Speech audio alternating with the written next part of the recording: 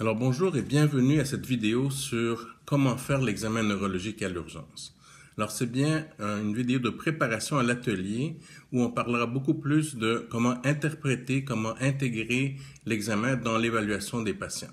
Évidemment, pour ça, il faut faire un bon examen neurologique et la vidéo actuelle, même si elle ne se veut pas complète, permet de faire une révision de la plupart des choses qu'on a à faire à l'occasion, parfois de façon systématique, à l'examen neurologique. On va aussi insister sur certaines astuces afin de vous permettre d'être plus subtil puis d'aller chercher des signes qui sont parfois un peu plus obscurs ou plus difficiles à éliciter.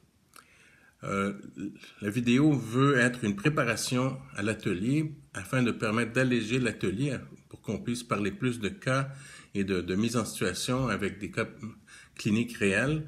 Et pour ça, il faut qu'on essaye de passer à travers l'examen avant l'atelier. Nous n'aurons pas le temps de réviser à l'atelier tous les points qu'on discute dans la vidéo. On va revenir sur certaines choses essentielles ou des astuces additionnelles qu'on ne met pas dans la vidéo, qui, comme je l'ai mentionné plus tôt, n'est pas complète. Par contre, les choses de base, puis l'examen général neurologique à l'urgence sont discutés dans la vidéo et nous n'y reviendrons pas nécessairement. Donc, essentiel de prendre le temps de visionner la vidéo avant l'atelier. On vous remercie beaucoup, puis on a hâte de vous voir.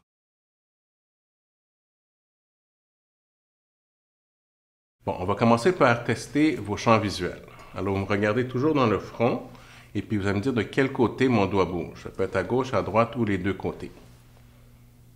Les deux côtés. À gauche. À gauche. À gauche. À droite. Parfait. Maintenant, on va tester ça en diagonale. Alors, faites la même chose. Les deux. À gauche. À droite. Parfait. Maintenant, on va tester ça d'une autre façon. Vous allez me dire le total des doigts que je bouge. Okay, restez toujours fixé sur mon front. Vous me dites le total des doigts. 3. 3. 4. Parfait, excellent. Alors maintenant, on va tester un œil à la fois. Ce n'est pas toujours nécessaire de tester un œil à la fois, mais si on pense que le problème est monoculaire, on teste un œil à la fois. Alors, à ce moment-là, on demande à la personne de mettre une main sur, ici c'est votre œil gauche, cachez votre œil gauche, puis moi je vais fermer mon œil correspondant, c'est-à-dire mon œil droit, pour que par confrontation, on ait le même champ visuel. Alors, vous allez me donner le total des doigts que je vous montre, d'accord? 2. 3. 3. Excellent. Vous pouvez laisser tomber, puis après ça, on fait l'autre œil si nécessaire.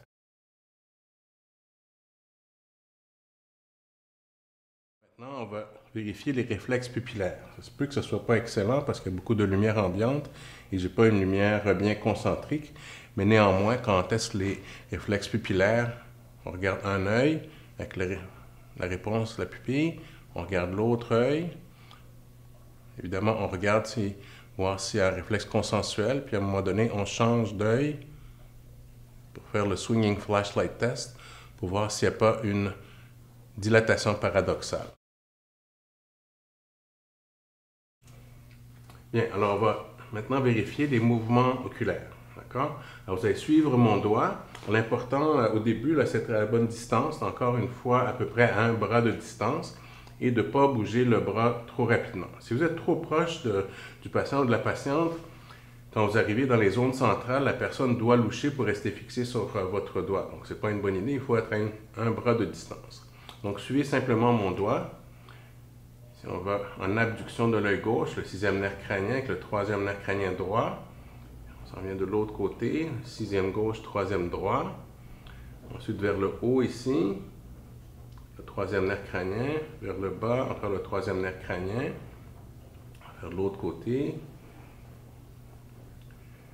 Puis éventuellement, on arrive au centre et on teste le 4e nerf crânien avec la convergence. Maintenant, c'est important de regarder à la fois l'excursion, suivez mon doigt, jusqu'où les yeux vont, puis est-ce que c'est conjugué, donc est-ce qu'il y a de la diplopie? On demande aux patients de nous le dire si jamais ils voient double. On peut aussi regarder le reflet lumineux pour voir si c'est bien symétrique sur la cornée. Et il faut aussi regarder la poursuite oculaire. Est-ce que la poursuite oculaire est tout à fait harmonieuse ou est-ce qu'il y a des saccades? Est-ce qu'il y a des saccades intermittentes? Ça, c'est pathologique, puis d'habitude, c'est un problème de cervelet. Alors, une autre chose qu'il faut faire quand on soupçonne quelque chose de cérébelleux, c'est de faire le test suivant. Vous allez regarder mon doigt, puis vous allez regarder mon nez. Quand je vous dis mon doigt, mon nez, vous allez rapidement l'un à l'autre. Mon nez, mon doigt, mon nez, mon doigt. Alors, à ce moment-là, vous regardez voir si la destination est bien atteinte. Est-ce que les yeux se rendent directement sur la cible ou est-ce qu'ils vont trop loin puis ils reviennent fixer sur la cible, que ce soit sur le doigt ou sur le nez. De comment éliciter un nystagmus. Alors, suivez mon doigt.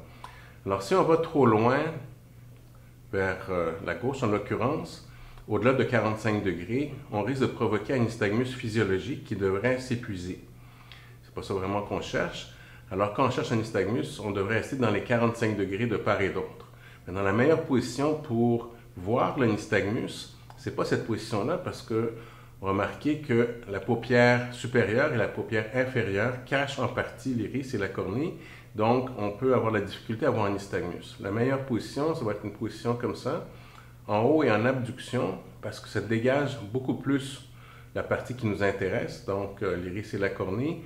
Et c'est là que vous allez mieux voir un nystagmus s'il est discret. Bien, on va faire l'examen du 5e nerf crânien maintenant. Alors, l'examen du 5e nerf crânien, c'est un nerf qui est sensitif. Alors, on ne le fait pas nécessairement toujours, on va le faire quand on pense qu'il peut y avoir quelque chose de sensitif. Puis le sensitif, c'est toujours subjectif. Alors, subjectif, la réponse est subjective et on ne peut pas vraiment la qualifier. Puis, il y a des gens qui sont hypersensibles, peuvent vous dire qu'ils sentent plus d'un côté ou de l'autre. Donc, ça vaut ce que ça vaut et on n'a pas nécessairement toujours besoin de le faire. Mais si on le fait, il faut avoir certaines balises. Donc, si je pense, je fais la test de dépistage, voir s'il n'y a pas une latéralisation, ce que je vais faire simplement, c'est toucher de façon superficielle, voir si c'est symétrique. Alors, madame, vous allez me dire si ça ici, c'est la même chose que ça. Oui. OK? Ici, puis ici. Oui. D'accord? Alors, ça suffit quand on fait un test de dépistage et que le patient ne se plaint pas d'atteinte sensitive au niveau du visage. Il faut rester loin de la ligne médiane, parce que si je fais ça ici et ça ici, on sait que les territoires anatomiques se recoupent, se chevauchent un peu, donc il pourrait y avoir un déficit d'un côté, puis on le manquerait en allant très proche de la ligne médiane. Donc, il faut rester relativement loin de la ligne médiane. Maintenant, si on veut faire un examen plus précis, parce que le patient se plaint de problèmes de sensibilité au niveau du visage, on est mieux d'y aller avec la piqûre. Ici, j'ai un trombone, peut-être pas très piquant. D'habitude, ce que je prends, c'est un Q-tip brisé en deux, ce qui me permet d'avoir à la fois le côté piquant et le côté mousse avec le Q-tip. Donc, mettons que c'est une aiguille. Madame, ça ici et ça ici, est-ce que c'est la même chose? Oui. Ici, puis ici. Oui. Ici et ici. Oui. Parfait. Alors, ça semble être normal. Mais si la personne me disait que elle sent un petit peu plus d'un côté ou de l'autre, alors qu'elle ne s'en plaignait pas, je serais un petit peu sceptique. Alors, qu'est-ce qu'on peut faire pour rendre plus objectif un examen qui est essentiellement sensitif et subjectif? Alors, fermez les yeux. Si je fais juste toucher comme ça, vous voyez que ça élicite un réflexe qui est involontaire, évidemment, et qui est le réflexe palpébral. La personne cligne involontairement, puis on peut voir si c'est symétrique. Donc ça, c'est la réponse objective à une stimulation sensitive. Vous pouvez ouvrir les yeux. Une autre chose qu'on peut faire que je ne ferai pas ici, c'est de faire le chatouillement nasal avec le Q-tip. On rentre le Q-tip dans la narine un petit peu et la personne, de façon involontaire, va grimacer parce que ça chatouille et ça vous permet de voir qu'elle a bien senti d'un côté et de l'autre et vous voyez aussi même la réponse motrice. Alors, on commence toujours du côté qui est le côté atteint pour aller vers le côté sain. Bien, alors on peut aussi faire le réflexe cornéen où on prend, pas le Q-tip, mais simplement un mouchoir, un papier mouchoir qu'on enroule, puis on va stimuler la cornée pour voir si la personne cligne. Le problème avec ça, c'est très désagréable pour le patient, puis c'est vraiment pas nécessaire de le faire. C'est un réflexe qu'on peut faire chez le patient comateux parce que c'est un réflexe profond qui disparaît très tardivement, mais on fait pas ça chez la plupart des patients parce que c'est un peu agressant, puis on a la même réponse simplement en faisant le réflexe palpébral. Alors, le réflexe palpébral, c'est simplement ça ici. Des gens qui vont appeler ça le réflexe ciliaire, parce que c'est les cils, mais en fait, le réflexe ciliaire, c'est plutôt si j'allais comprimer ici et provoquer une contraction de la pupille, un réflexe qu'on ne fait à peu près jamais. Donc, le réflexe palpébral et le chatouillement nasal. Alors, il y a une autre astuce dans l'examen sensitif du visage, c'est que le 5e nerf crânien, il innerve la moitié du visage. On va juste tourner la tête un petit peu, mais ça n'innerve pas cette partie-là. L'angle mandibulaire n'est pas innervé par le cinquième nerf crânien, il est innervé plutôt par une racine cervicale qui innerve aussi le cou ici. D'accord? Alors, si le patient se plaint, par exemple, d'une atteinte sensitive de la moitié du visage, si c'est une vraie atteinte sensitive de la moitié du visage par atteinte du cinquième nerf crânien, cette partie-là, ici, devrait être épargnée. On remet la tête droite. Et le cinquième nerf crânien va innerver aussi jusqu'à une ligne qui va entre le sommet des oreilles. Donc, ici, par exemple, le patient dit qu'il sent moins qu'ici. Quand je suis rendu derrière les oreilles, ici, il ne devrait plus avoir une atteinte sensitive, étant donné que ça n'appartient pas au cinquième nerf crânien.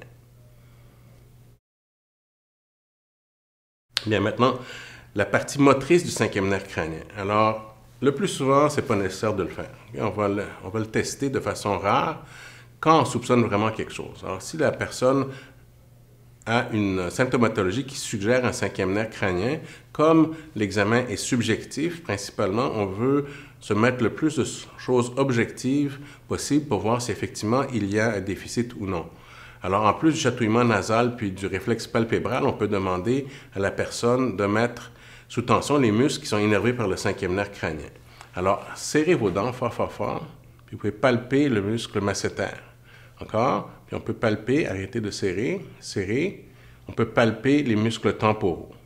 La dernière chose, c'est la motricité latérale du mandibule. Alors, vous allez bouger votre mâchoire vers la droite, c'est ça, puis vous pouvez tester contre-résistance. De l'autre côté, contre-résistance. C'est ça, c'est le muscle ptérygoïdien qui, lui aussi, est innervé par le cinquième nerf crânien.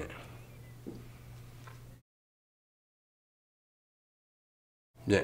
Alors, on va faire l'examen de la motricité du visage. Donc, il y a plusieurs manœuvres, comme vous savez, pour vérifier la motricité du visage. On va commencer par demander à la patiente de fermer les yeux très fort.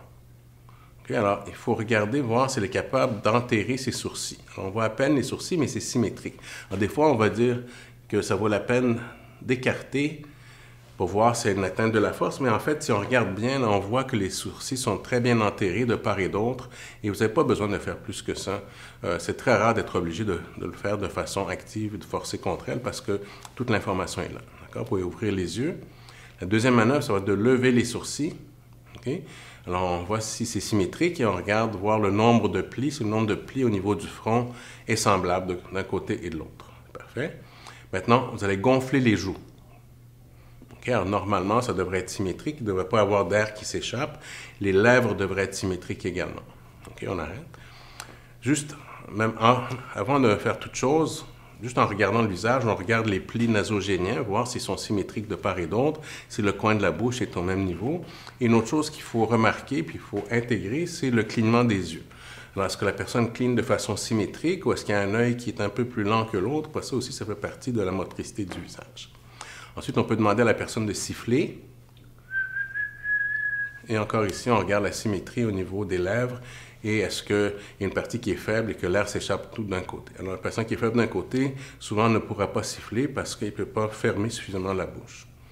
Puis enfin, une dernière manœuvre, c'est quand on n'est pas tout à fait sûr, il y a beaucoup de gens qui ont un visage asymétrique, puis vous n'êtes pas sûr que c'est quelque chose qui est de longue date ou constitutionnel, ou c'est quelque chose de nouveau.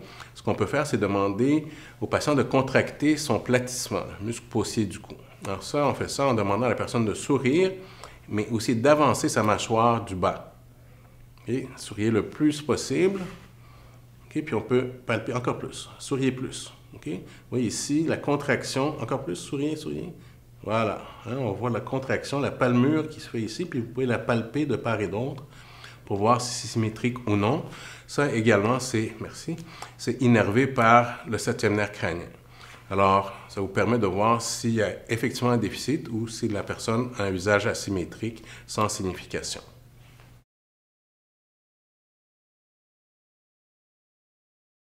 Maintenant, le huitième nerf crânien. Alors, plus souvent, on n'a pas besoin de vérifier le huitième nerf crânien. Si vous avez besoin de vérifier de façon sommaire l'audition, vous demandez simplement au patient s'il entend le bruissement de vos doigts. Est-ce que vous entendez ça? Est-ce que c'est semblable à ça? Oui. Parfait. Pour ce qui est du Weber et d'uriner, c'est juste dans certaines circonstances, puis c'est démontré dans l'atelier, alors on n'y reviendra pas dans le présent exercice. On va passer maintenant au 9e et 10e nerf crânien. Alors, les 9e et 10e nerfs crâniens s'occupent de la motricité du voile du palais. Alors, on demande à la personne d'ouvrir la bouche, sortir la langue et de faire « A ». A. Parfait. Et on voit si le palais se contracte de façon symétrique. Au besoin, on peut prendre un abaisse-langue et aller stimuler d'un côté ou de l'autre. Le point important de ça, c'est que c'est très rare qu'on ait besoin de faire ça, à moins que le patient ait des symptômes qui se réfèrent à cette sphère-là. Si le patient a une dysphagie ou une dysphonie, c'est important d'examiner ces nerfs-là. S'il n'y a pas de dysphagie ou dysphonie, vous ne trouverez jamais rien. Ça ne vaut pas la peine de perdre du temps à faire l'examen des cordes, pas des cordes vocales, mais du voile du palais. C'est la même chose aussi pour le nerf spinal, le 11e nerf crânien, et le 12 qui est le nerf qui s'occupe de la motricité de la langue. Alors, on va le faire maintenant pour démontrer comment le faire, mais c'est très rare qu'on ait à le faire.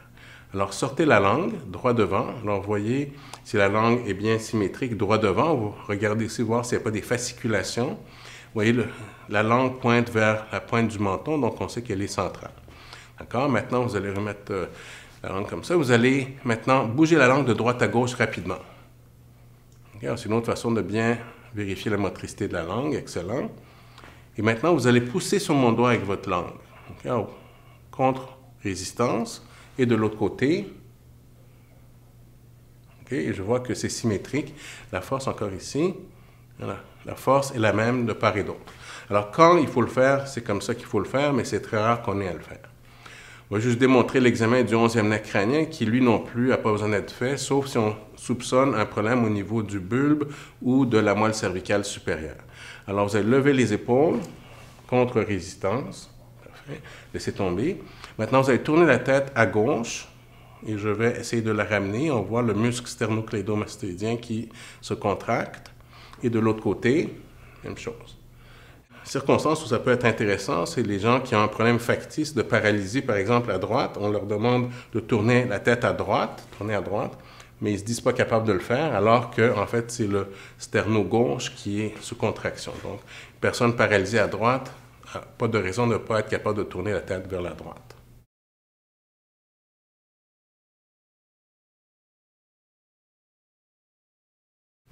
Alors maintenant, on va faire l'examen moteur. Alors, il faut bien comprendre que l'examen moteur est en fonction de ce qu'on soupçonne. Alors, si on soupçonne un problème hémisphérique, on fait un examen qui est un examen moteur central. Alors maintenant, on va faire l'examen moteur. Alors, il faut bien comprendre que l'examen moteur est en fonction de ce qu'on soupçonne. Alors, si on soupçonne un problème hémisphérique, on fait un examen qui est un examen moteur central. Alors que si on soupçonne un problème qui est périphérique, soit d'un nerf ou d'une racine, ça va être un examen qui va être adapté, donc qui va viser un examen périphérique. Donc, on va faire les deux, mais on ne fait pas les deux pour chaque patient. On fait l'examen qui est approprié pour ce qu'on soupçonne suite à l'histoire. Alors, ici, on soupçonne un problème hémisphérique. L'examen à faire pour vérifier la force au niveau des membres supérieurs, c'est le barré, ou appelé aussi le serrement. Alors, vous allez mettre les bras droits devant vous, droit, droit, droit, et les doigts complètement écartés, la main en extension, les doigts en extension, et vous restez comme ça. Fermez les yeux. Donc, la manœuvre doit durer un minimum de 30 secondes, puis si vous avez un doute, vous pouvez aller jusqu'à 45 secondes, mais c'est un minimum de 30 secondes à la montre. Alors, normalement, les doigts restent dans cette position-là, et il n'y a aucune perte d'extension ou d'abduction des doigts. S'il y a une petite faiblesse, il va y avoir une main qui devient creuse, et on va le voir sur des vidéos lors de l'atelier. Excellent. Maintenant, on peut aussi faire la même manœuvre avec les bras comme ça. Ici, on va mettre les doigts ensemble et la main en supination, extension au niveau des articulations métacarpophalangiennes. On ferme les yeux et c'est un autre 30 secondes. Ici, s'il y a une faiblesse, on va voir une perte de l'extension des doigts et progressivement une perte de la supination. Des fois, on peut voir aussi l'écartement du petit doigt qui s'écarte comme ça, qui est un signe que les Français ont décrit, le signe du digiti quinti, qui, selon certains textes, serait le premier signe de faiblesse à apparaître. Alors que si on soupçonne un problème qui est périphérique, soit d'un nerf ou d'une racine, ça va être un examen qui va être adapté, donc qui va viser un examen périphérique. Donc, on va faire les deux, mais on ne fait pas les deux pour chaque patient, on fait l'examen qui est approprié pour ce qu'on soupçonne suite à l'histoire. Alors ici, on soupçonne un problème hémisphérique. L'examen à faire pour vérifier la force au niveau des membres supérieurs, c'est le barré, ou appelé aussi le serrement. Alors, vous allez mettre les bras droits devant vous, droit, droit, droit, et les doigts complètement écartés, la main en extension, les doigts en extension, et vous restez comme ça. Fermez les yeux. Donc, la manœuvre doit durer un minimum de 30 secondes, puis si vous avez un doute, vous pouvez aller jusqu'à 45 secondes, mais c'est un minimum de 30 secondes à la montre. Alors, normalement, les doigts restent dans cette position-là, et il n'y a aucune perte d'extension ou d'abduction des doigts. S'il y a une petite faiblesse, il va y avoir une main qui devient creuse, et on va le voir sur des vidéos lors de l'atelier. Excellent. Maintenant, on peut aussi faire la même manœuvre avec les bras comme ça. Ici, on va mettre les doigts ensemble, et la main en supination, extension au niveau des articulations métacarpophalangiennes. On ferme les yeux et c'est un autre 30 secondes. Ici, s'il y a une faiblesse, on va voir une perte de l'extension des doigts et progressivement une perte de la supination. Des fois, on peut voir aussi l'écartement du petit doigt qui s'écarte comme ça, qui est un signe que les Français ont décrit, le signe du digiti quinti, qui, selon certains textes, serait le premier signe de faiblesse à apparaître. Alors maintenant, il peut arriver des circonstances où on ne peut pas faire cette épreuve-là, soit que le patient est somnolent ou inattentif ou dément, puis il ne peut pas suivre des consignes de façon soutenue, et d'autres circonstances dont on parlera. Alors, il faut avoir des alternatives. Ça arrive quand même assez souvent, donc il faut avoir des alternatives pour faire un examen moteur qui est fiable. Alors, une autre manœuvre, c'est la manœuvre du roulé des bras. Alors, vous allez faire comme moi, vous allez tourner les bras rapidement. Okay, on voit que c'est symétrique et rapide. Là, vous allez changer de direction. Okay, donc ça, c'est une bonne vitesse. Il faut que ce soit quand même une bonne vitesse. Et vous voyez que c'est tout à fait symétrique. Vous pouvez arrêter. S'il y a une pathologie, donc une faiblesse d'un côté, le bras normal va tourner plus que l'autre et il va satelliser autour du bras qui est plus faible. Donc, vous allez voir qu'un bras est relativement immobile alors que l'autre tourne autour, puis on va voir des vidéos qui vont démontrer ça. Une autre manœuvre qu'on peut faire, faites comme moi, juste des mouvements rapides, alternatifs, mais ouvrez plus grand les doigts, des grands mouvements, encore plus. Et vous voyez la symétrie du mouvement et la rapidité, il n'y a pas de faiblesse qui s'installe, la rapidité est maintenue. Donc c'est un mouvement fin, c'est bon, qui est aussi un test de la force, ça peut aussi être une épreuve cérébelleuse. Une autre chose qu'on peut faire, mettez les bras à côté de vous, puis quand je vais vous le dire « go », vous levez les bras tout d'un coup aussi vite que vous pouvez, jusqu'en haut. Feu. Okay. Feu. Excellent. Alors, s'il y a une faiblesse d'un côté, il y a un bras qui va traîner, qui va monter moins vite que l'autre. Évidemment, ça, c'est à condition qu'il n'y ait pas de problème d'épaule au départ. Mais ça peut aussi être une manœuvre qui se fait quand même rapidement et qui va se faire même chez le patient qui est un peu somnolent. Vous allez pouvoir faire une manœuvre qui ne dure pas longtemps, alors qu'une manœuvre comme le barré peut être difficile parce que l'attention n'est pas soutenue. Alors maintenant, on va faire l'examen moteur central au niveau des membres inférieurs. Alors, je vais vous demander de plier les genoux, les deux. Puis là, on va mettre les jambes dans une position équivalente à l'épreuve de barré, mais au niveau des membres inférieurs, c'est l'épreuve de Mingazzini. Alors, mettez l'autre jambe aussi comme ça. Okay, donc, il ne faut pas que les jambes se touchent. On met les pieds en dorsiflexion parce que c'est des muscles faibles. Il ne faut pas que l'angle ici soit à 90 degrés parce que ce n'est pas assez forçant. Donc, on va juste baisser un peu, comme ça. Et vous allez tenir les jambes dans cette position-là. Ce n'est pas facile. Et vous fermez les yeux. Okay? Alors, je vais compter jusqu'à 10. Vous tenez la position jusqu'à ce que j'arrive à 10. 1, 2, 3, 4, 5, 6, 7, 8, 9 et 10. Excellent. Alors, on voit que il ne s'est rien passé. La première chose qui devrait arriver, c'est une faiblesse, une perte de la dorsiflexion du pied et par la suite, une perte de la flexion de la hanche. Donc, la jambe va tomber progressivement. Évidemment, on ne peut pas le tenir 30 secondes, mais vous avez vu que j'ai compté jusqu'à 10, ce qui donne une fin prévisible pour le patient. Ça encourage le maintien de la position. Puis, j'ai compté de moins en moins vite à la fin pour essayer d'étirer la manœuvre. Donc, même si on ne peut pas se rendre à 30 secondes, on peut l'étirer, puis dépendant de Si vous voyez que le patient est capable de maintenir la position, vous pouvez étirer ça au maximum.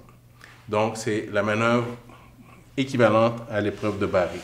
Une autre chose qu'on peut faire, si la personne ne peut pas assumer cette position, quelles que soient les raisons, un problème de hanche, une douleur dans le dos, etc. Une autre manœuvre qu'on peut faire, c'est ce qu'on appelle le tape-pied, où on demande à la personne, on va le faire sur la jambe droite, de taper rapidement sur mon pied comme s'il y avait de la musique. Battez la mesure. Okay? Donc, on demande et de le faire assez longtemps pour voir s'il n'y a pas une faiblesse qui s'installe.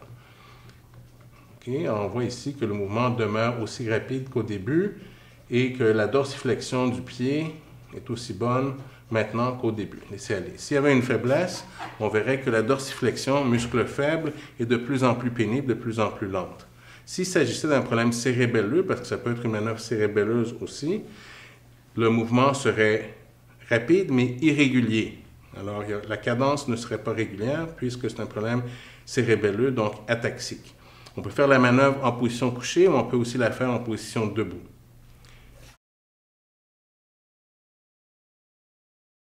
Maintenant, on va prendre les réflexes.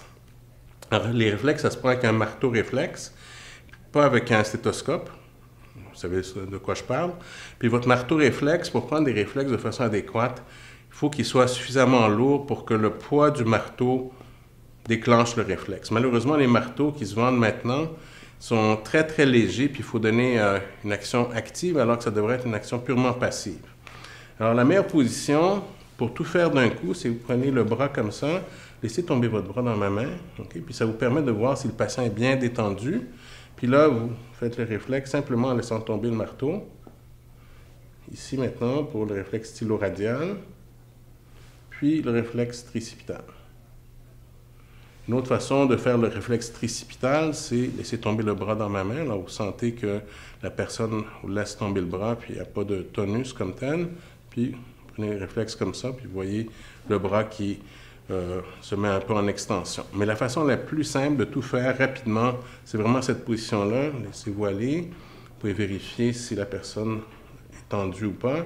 Puis là, vous faites les 3 réflexes comme ça ici, et le tour est joué.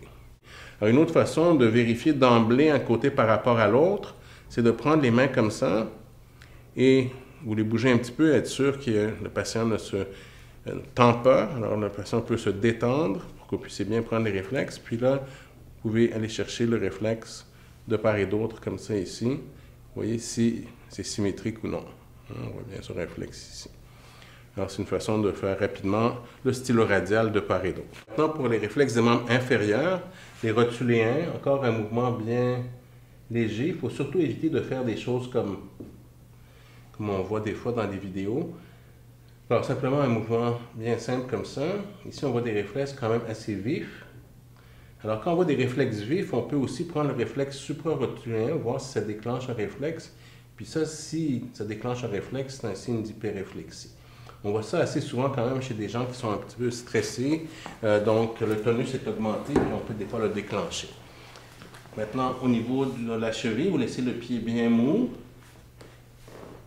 Encore un mouvement élégant, là, sans aucune force active. Vous voyez que ça déclenche le réflexe. Maintenant, quand vous avez des réflexes vifs, des fois, ça vaut la peine de chercher le clonus.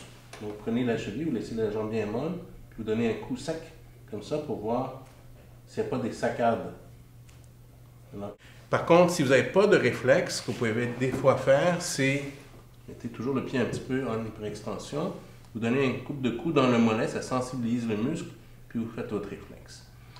Ou bien vous demandez au patient de peser un tout petit peu sur votre main, comme s'il conduisait à 2 km/h.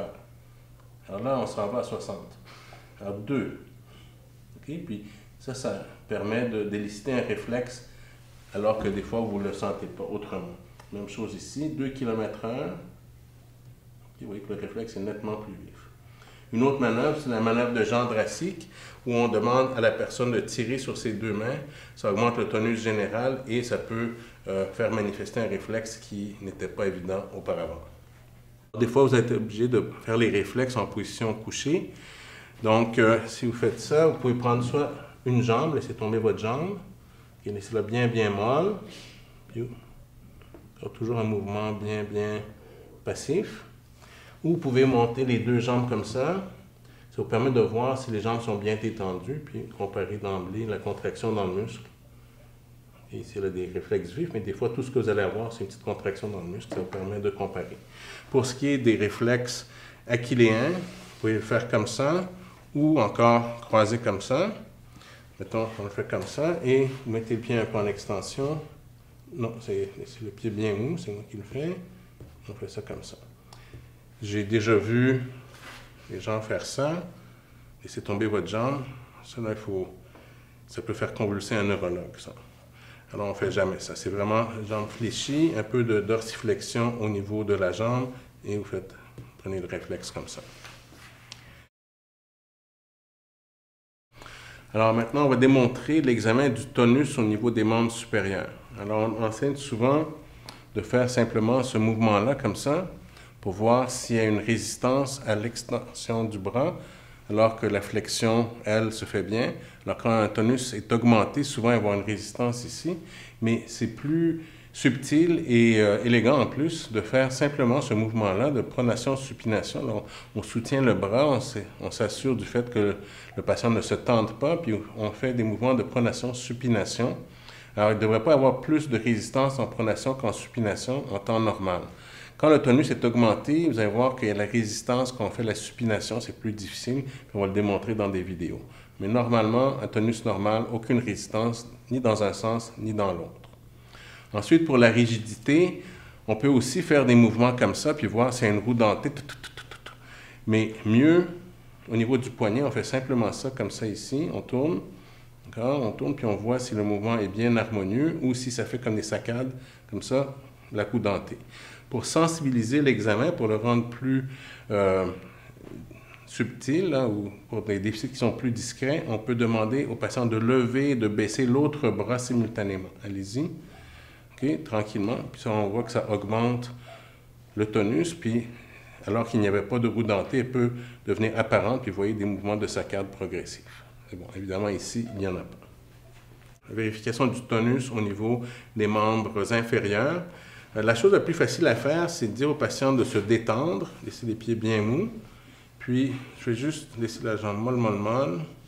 Je vais juste ballotter la jambe comme ça. Vous voyez, je tourne la jambe, puis vous voyez le mouvement de la cheville qui est tout à fait relâché. Okay? Ici, je ne sais pas si c'est la position, mais on a l'impression que ça ballotte. Non, là, ça ballotte normalement. S'il y a une augmentation du tonus, d'un côté, vous allez voir un pied qui se ballotte bien comme ça, puis de l'autre côté, vous allez voir que le pied suit le mouvement de la jambe, et c'est une indication d'augmentation du tonus. Une autre façon de le faire, qui est la façon la plus sensible, la plus appropriée, mais qui est difficile chez les patients âgés parce que, pour une raison que je ne sais pas, ils ne sont pas capables de se détendre, puis plus on leur dit de se détendre, c'est l'inverse qui arrive. Mais une personne qui est capable de se détendre, la façon de vérifier le tonus au membre inférieur, on dit au patient, c'est de laisser votre jambe bien molle, puis vous le vérifiez en faisant ça, vous ballottez le pied, puis à un moment donné, vous levez la jambe. Okay? Alors, je lève la jambe et vous voyez que le talon lève à peine ou suit carrément la civière, reste sur la civière. Si le tonus est augmenté, la jambe va lever comme ça, il va y avoir un instant, puis là, la jambe va tomber. Okay? Alors, on va le démontrer dans des vidéos lors de l'atelier. Okay? Alors, normalement, le talon va simplement suivre la jambe. Maintenant, quand est-ce qu'on fait ça? Pas chez tous les patients, mais chez des patients chez qui, par exemple, on n'est pas capable de bien vérifier la force par manque de collaboration, par exemple, ou chez qui les réflexes sont équivoques, vous n'êtes pas tout à fait sûr, vous n'avez pas votre marteau réflexe. Vous pouvez vérifier le tonus. Il y a des circonstances où le tonus est la seule manœuvre que vous puissiez faire, ou alors que c'est une manœuvre qui vient confirmer ce que vous pensiez, parce qu'il devrait avoir un syndrome pyramidal ou du motoneurone supérieur. Ça vient le confirmer.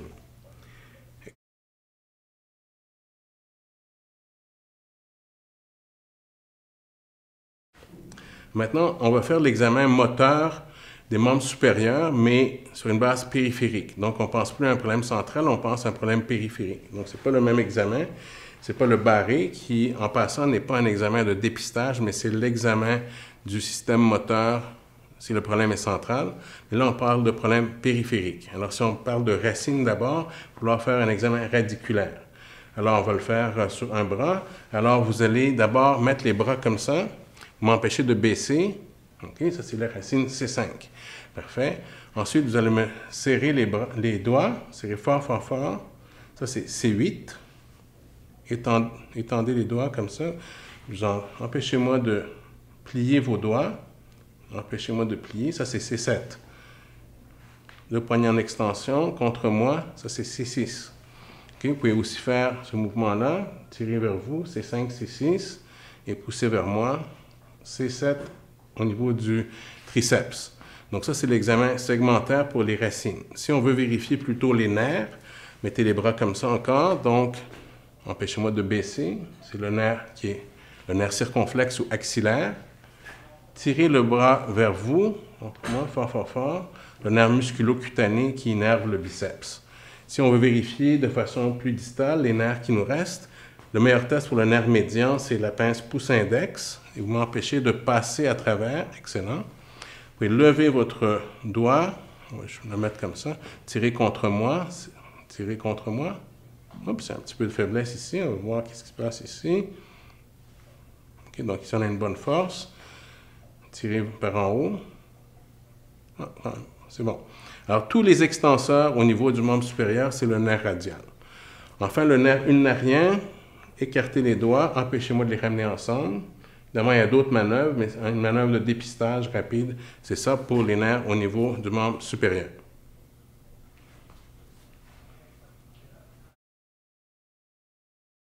Alors, on va faire l'examen moteur des membres inférieurs, périphériques. Alors, on va faire d'abord les racines, ensuite les nerfs. Alors, vous allez lever le genou, lever plus haut, contre moi, forcer contre moi. C'est bon, laissez aller. Donc, c'est la racine L2, L3. Vous allez mettre la jambe droite, forcez fort, fort, fort. Ça, c'est L2, L3, L4, comme le réflexe rotuléen. Maintenant, si on demande de fléchir le pied par en haut, une dorsiflexion, contre-résistance, ça, c'est L4 et L5. Si on veut isoler L5, on demande simplement de lever le gros orteil. Évidemment, on fait ça d'habitude sans soulier. Et on force contre résistance, juste l'extension du gros orteil, qui est spécifiquement L5. Alors pour la racine S1, les gens ont tendance à faire marcher sur la pointe des pieds ou pousser par en bas, mais ça, c'est en fait pas uniquement S1, c'est S1 et S2. Alors si on veut isoler S1, ce qu'on fait, c'est qu'on demande à la personne de faire une éversion du pied et contre résistance. Vous tournez le pied comme ça, puis empêchez-moi de tourner. Excellent. Il faut faire attention parce que souvent les gens vont tourner la jambe et non pas le pied. Alors c'est vraiment le pied qu'on veut tourner en rotation externe. Okay, on peut aussi vérifier la flexion de la jambe sur la cuisse, tirer contre moi, tirer fort. Okay, mais ça n'isole pas une seule racine. Alors ça n'a pas un grand mérite. Ce qu'on veut, c'est isoler des muscles qui sont innervés par une seule racine. Alors L4 est un problème parce qu'il n'y a pas un muscle qui est innervé uniquement par L4. Et ce qu'on utilise, c'est la dorsiflexion du pied qui est L4 et L5. Dans certains textes, on va vous dire que l'inversion du pied, l'inversion donc comme ça ici, c'est L4, mais dans les textbooks de neurologie en EMG, ça n'est pas L4. Donc, il y a une petite controverse là-dessus. Donc, si on regarde du côté des nerfs principaux au niveau du membre inférieur, il y en a deux. Il y a le nerf fémoral qui fait l'extension du genou, d'accord? Pouvez-vous lever le genou, votre résistance? Alors ça, c'est en partie le nerf fémoral, mais il y a aussi une contribution de branches du plexus lombaire, pardon. Maintenant, tous les autres muscles du membre inférieur sont innervés par le nerf sciatique. Alors, tout ce qui est flexion, que ce soit flexion au niveau de la cheville, des orteils, du genou, l'extension au niveau du pied, l'inversion, l'éversion, tout ça, c'est le nerf sciatique. Bien.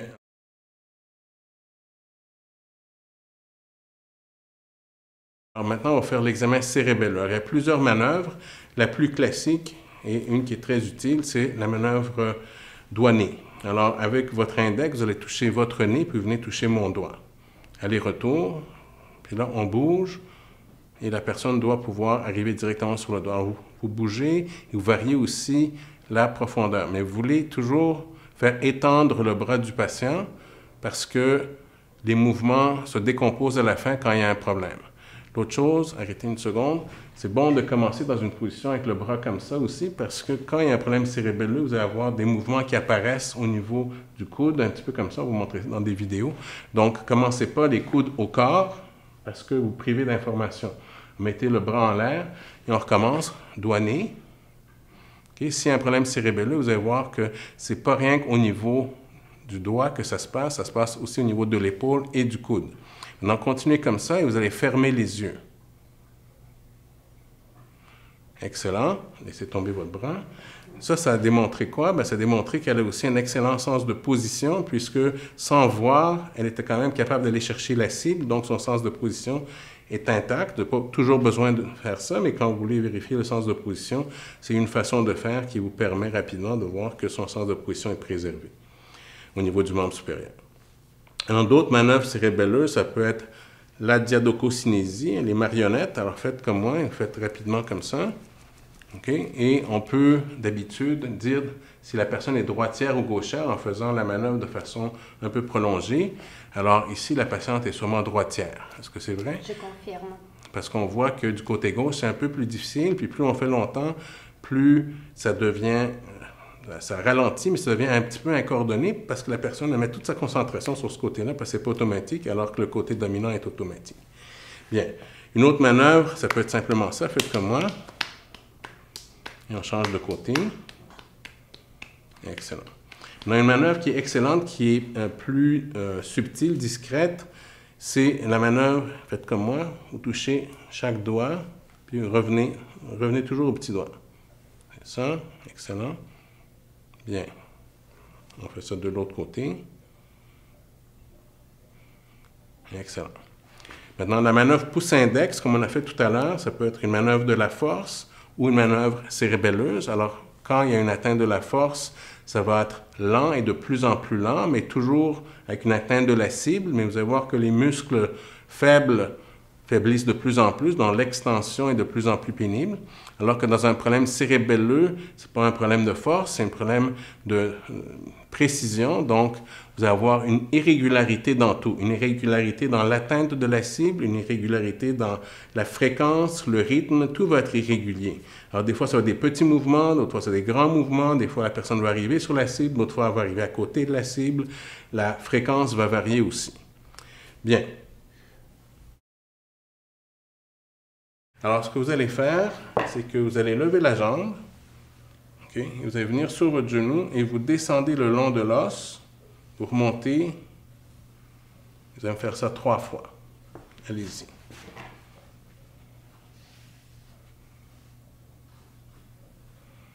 Alors, normalement, le pied va descendre bien le long du tibia. Excellent. C'est sûr que s'il y a une faiblesse de la jambe, ça devient une manœuvre impossible à faire, mais s'il y a un problème cérébelleux, le pied, le talon va faire des mouvements de va-et-vient puisqu'il y a de la dysmétrie.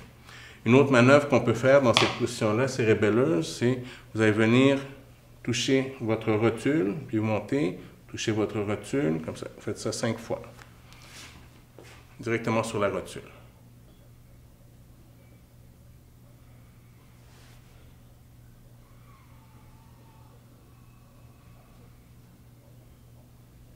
D'accord? On fait de l'autre côté, sur la rotule.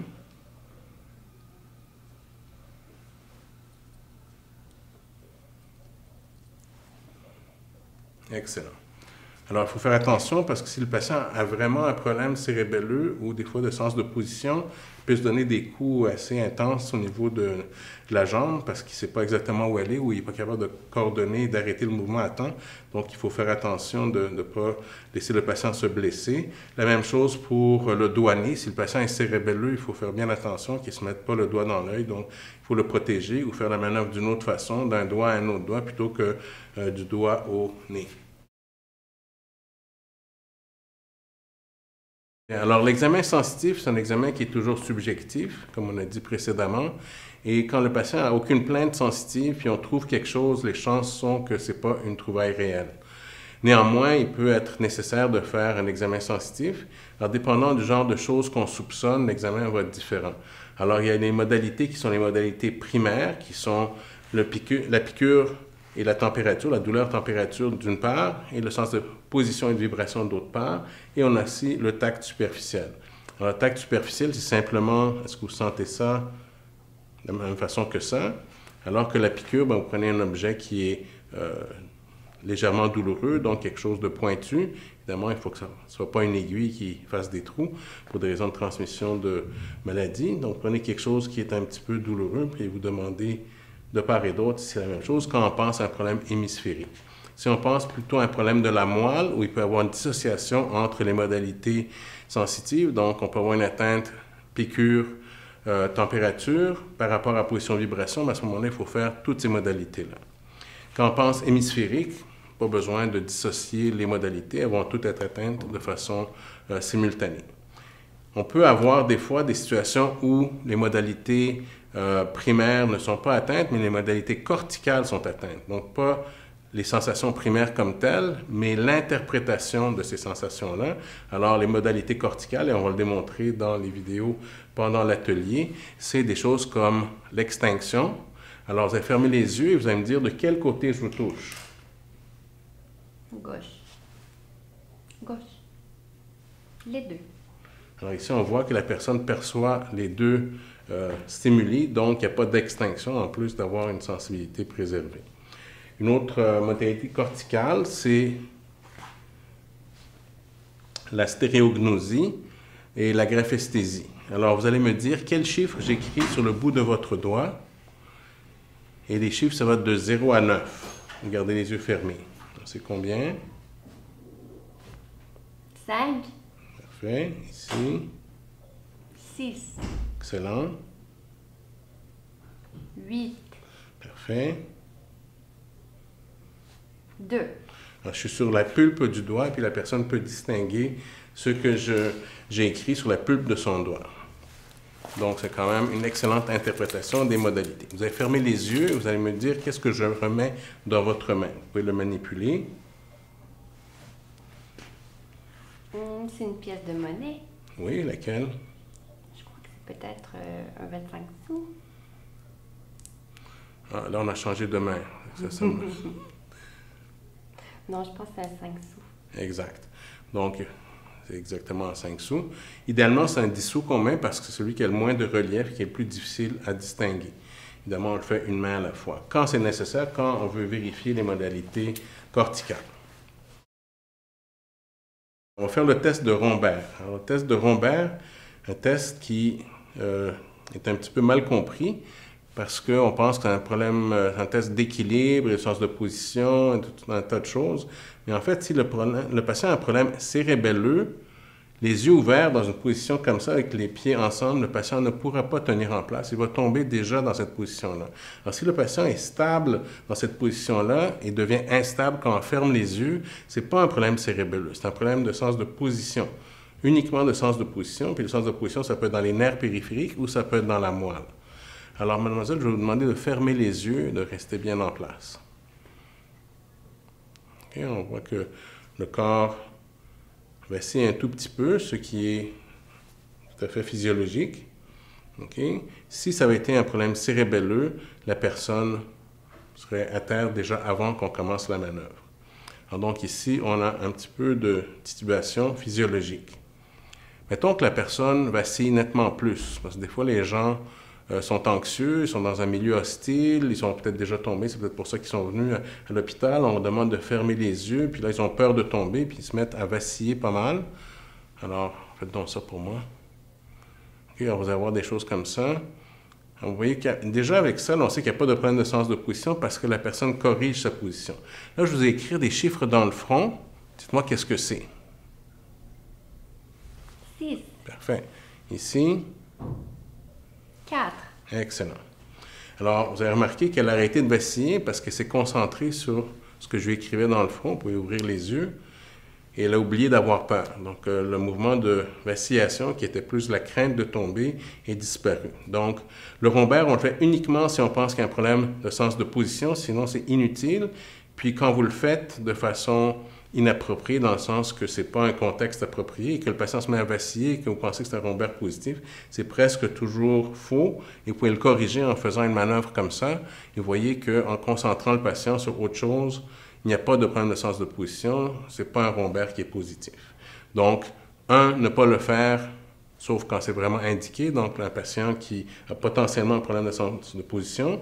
Et 2, si vous le faites et voyez que le patient vacille beaucoup, essayez de le corriger pour voir si ça se corrige simplement en se concentrant sur autre chose que la crainte de tomber. Et donc, les rares fois où vous avez à le faire, vous avez au moins des vrais positifs si le patient continue à être instable, même quand on le concentre sur autre chose.